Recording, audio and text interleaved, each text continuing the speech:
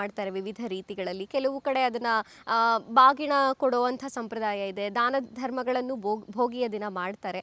Actually ಏನಾಗಿ ಭೋಗಿ ಅಂದ್ರೇನು, ಅದರ ಆಚರಣೆ ಏನು ಅಂತ ಗುರುಗಳೇ? ಈಗ ಭೋಗಿ ಹಬ್ಬವನ್ನ ಸಂಕ್ರಾಂತಿಯ ಸಂತೋಷದ ಹಬ್ಬವಾಗಿ ಆಚರಣೆ ಮಾಡ್ತಾರೆ.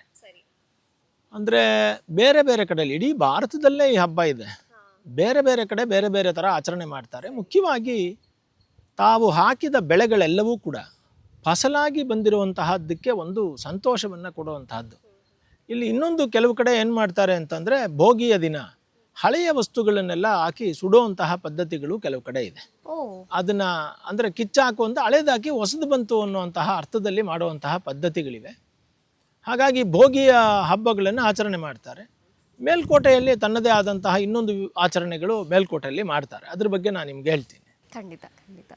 ಇನ್ನು ಸಂಕ್ರಾಂತಿಯ ಮರುದಿನ ಏನು ಕರಿ ದಿನ ಅಂತ ಕರಿತೀವಿ ಅಥವಾ ಕನುಮ ಅಂತ ಕರಿತೀವಲ್ಲ, ಈ ದಿನದ ವಿಶೇಷತೆ ಏನು, ಏನು ಮಾಡಬೇಕು? ಸಂಕ್ರಾಂತಿಯ ಮಾರನೇ ದಿನ ಕನು ಹಬ್ಬ ಅಂತ ಈ ಕಡೆಯಲ್ಲೆಲ್ಲ ಆಚರಣೆ ಮಾಡ್ತಾರೆ. ಈ ಕನು ಅಂತಂದರೆ ಸಾಮಾನ್ಯವಾಗಿ ಹೆಣ್ಣು ಮಕ್ಕಳಿದಾರಲ್ಲ, ಮನೆಯಲ್ಲಿ ಹುಟ್ಟಿದಂತಹ ಹೆಣ್ಣು ಮಕ್ಕಳಿಗೆ ಒಂದು ಬಾಗೀನವನ್ನು ಕೊಡುವಂತಹ ದಿನ.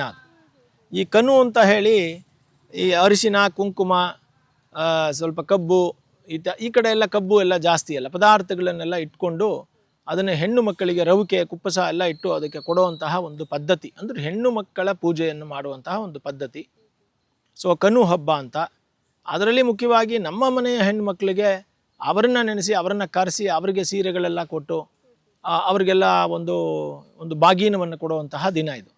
ನೀವು ಈ ಕಡೆ ನೋಡ್ಬೋದು, ನಮ್ಮ ಮೈಸೂರು ಮತ್ತು ಮಂಡ್ಯ, ಕರ್ನಾಟಕದ ದಕ್ಷಿಣ ಭಾಗದಲ್ಲಿ ನೀವು ಗಮನಿಸ್ಬೋದು, ಸಂಕ್ರಾಂತಿ ಹಬ್ಬದ ದಿನ ಸಾಮಾನ್ಯವಾಗಿ ಅಣ್ಣ ತಮ್ಮದಿರು ಆ ಹೆಣ್ಣಿಗೆ ಯಾವುದಾದ್ರೂ ಒಂದು ಉಡುಗೊರೆಯನ್ನು ಕೊಡ್ತಾರೆ.